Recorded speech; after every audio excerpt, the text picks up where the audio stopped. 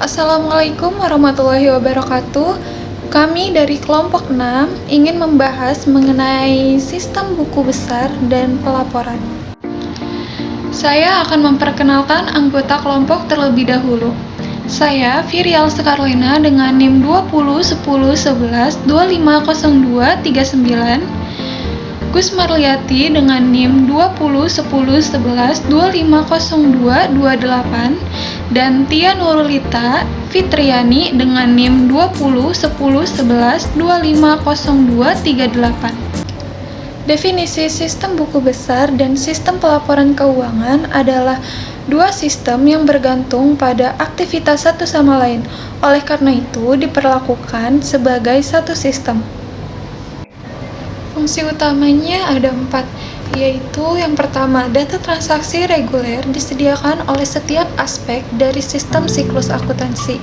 Dan yang kedua, bendahara memberikan informasi tentang kegiatan pembiayaan dan investasi seperti penerbitan atau penyelesaian instrumen, utang dan ekuitas, serta pembelian dan penjualan sekuritas investasi. Yang ketiga, Departemen Anggaran, yaitu memberikan anggaran. Dan yang keempat, Controller, yaitu menyediakan jurnal penyesuaian. Diagram buku besar dan pelaporannya. Pertama, ada siklus pendapatan akuntansinya mengenai penjualan dan penerimaan kas yang akan masuk ke dalam sistem buku besar dan pelaporan. 2. Siklus pengeluaran memasukkan akuntansi pembelian dan pengeluaran kas ke dalam sistem buku besar dan pelaporan. 3. Sistem produksi memasukkan akuntansinya berupa harga pokok produksi ke dalam buku besar dan pelaporan. 4. Siklus pengajian atau sumber daya manusia memasukkan akuntansinya berupa beban gaji atau upah ke dalam sistem buku besar dan pelaporan. 5. Selain itu, bagian keuangan akan membuat entry jurnal aktivitas investasi dan pendanaan serta laporan yang akan membuat jurnal penyesuaian. Hasil dari sistem buku besar dan pelaporan adalah laporan-laporan yang akan diberikan kepada manajer, pengguna pihak luar, controller, dan bagian keuangan. 6. Setelah itu, hasil tersebut akan diserahkan kepada divisi anggaran guna membuat anggaran di tahun berikutnya. Divisi anggaran akan membuat angka-angka anggaran tahun berikutnya ke dalam sistem buku besar dan pelaporan. Aktivitas buku besar dan pelaporan. Yang pertama yaitu memperbarui atau serupa dengan buku besar. Yang kedua, membuat entry modifikasi dengan mengetik atau merekamnya. Yang ketiga, menyusun laporan keuangan.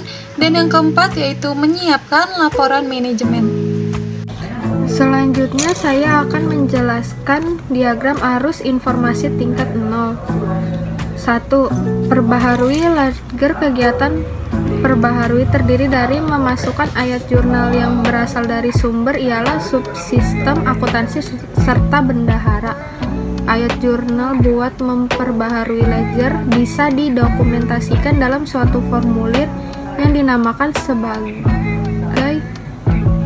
voucher jurnal. 2. Memasukkan ayat jurnal penyesuaian.